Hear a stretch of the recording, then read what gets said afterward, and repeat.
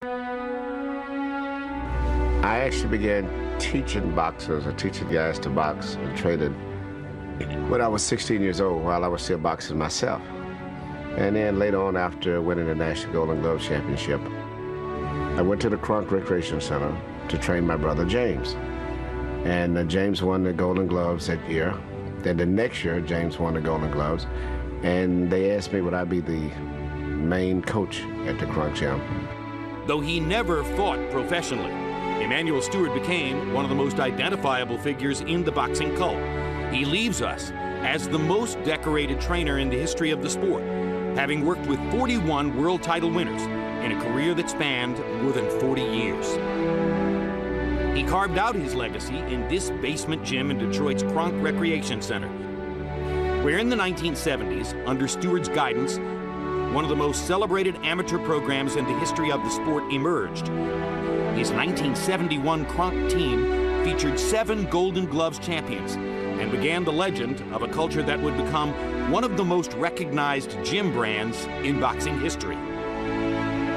His first world champion was Hilmer Kenty in 1980. But in those early days, Steward's breakout star was Thomas the Hitman Hearns.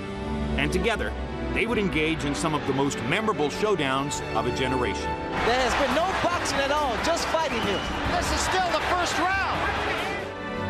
In later years, Steward would emerge as the sport's leading hired gun, a Mr. Fix-It for a veritable who's who of boxing royalty. In 1993, he coached Evander Holyfield to an against-all-odds rematch victory over Riddick Bowe in a fight best remembered for the arrival of an uninvited guest. And somebody in a parachute has just landed on the edge of the ring. After engineering Oliver McCall's shocking knockout of then-champion Lennox Lewis, Steward joined forces with Lewis and guided him to a Hall of Fame career, including some memorable corner work in a victory over Mike Tyson. Because you got a dead man in front of you, and you still doing this. Just let that shit go. This fight is over with. You gonna fuck around and let him catch you with some shit if you don't watch. This man is dead out there, but he wants to quit. In 2001, Emanuel joined the HBO broadcast team, where his unrivaled knowledge and infectious love of the sport was imparted to audiences privileged to hear the insights of one of boxing's all-time greats. You dream of fights like this, but very seldom do they live up to the expectation. This is even more than you could dream of. During his 11 years at ringside with us, Steward continued to work his magic in the corner, continued to succeed where others had struggled, continued to stay true to his roots. And even though I've had success beyond any professional trainer in the history of boxing in terms of my accomplishments and championships, and I still love the amateur boxing. That's where my heart is. If it's up to me, that's where I would spend all of my time. I go right down to that little basement down at Kronk, and that's where I'm the happiest. With the passing of Emanuel Steward, we say goodbye to one of the most significant chapters in the history of our sport. He will be deeply missed by his family and friends, by the men he nurtured in the ring and far beyond, and by a sport that couldn't possibly fill the void he leaves behind.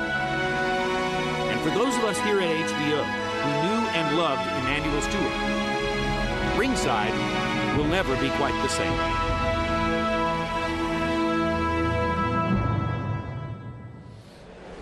And Roy, obviously an emotional piece, and Emanuel talked about the amateur game. Remember the first time that you met Emanuel Steward?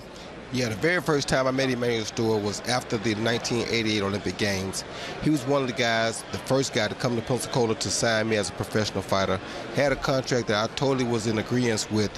However, my mom asked me to give my father a chance, so I had to deny the contract with Emanuel Steward. But because of the love I have for him and because he was willing to come to me to sign me as a professional for real, I, to this day, carry a Kronk bag with me to every professional fight that I have. I always put my stuff in my Kronk bag because of my love for Emanuel Steward.